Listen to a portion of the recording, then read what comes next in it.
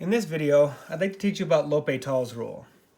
L'Hopital's rule is a crafty tool to have on your tool belt on an AP test or in any mathematical problem. We use L'Hopital's rule when we come across an indeterminate form when we're evaluating a limit. So perhaps we're doing a limit by direct substitution and we end up with 0 divided by 0.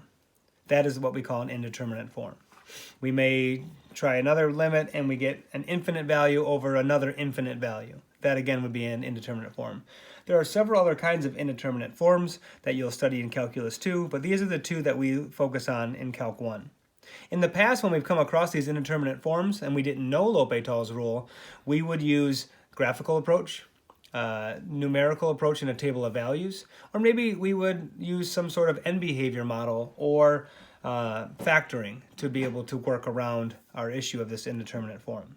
L'Hopital's rule is different. In this rule, you actually derive the numerator, then separately you derive the denominator, and then you reevaluate the limit. And oftentimes you'll come up with the correct limit value or the intended height.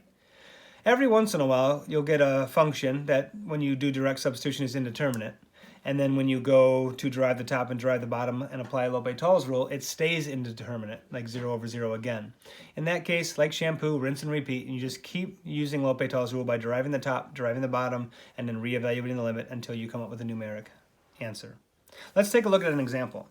Let's say I ask you to evaluate the limit as x approaches 1 of the natural log of x over the sine of pi x. We can tell that when we do direct substitution, we get 0 on top, ln of 1 is 0, and 0 on bottom, sine of pi is 0. This is that indeterminate form of 0 over 0 that we talked about. In the past, we can't factor this. There's no end behavior model for this because we're not dealing with infinity as our x approaches value. So we'd have to go to a table of values or a graph in order to evaluate this limit. Now I'm going to show you how you can use L'Hopital's rule. For the AP test, you're going to want to show the limit of the top approaches 0 by direct substitution. You're going to show separately the limit of the bottom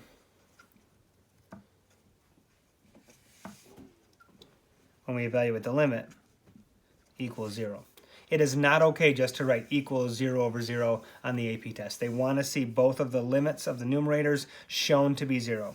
Then you can make the statement such as by L'Hopital's rule, and don't worry about spelling.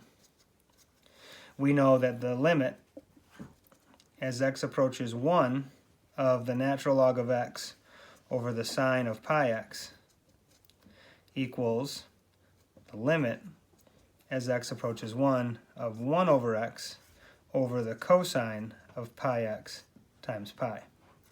You can see here that 1 over x is the derivative of ln x, and cosine pi x times pi is the derivative of sine pi x.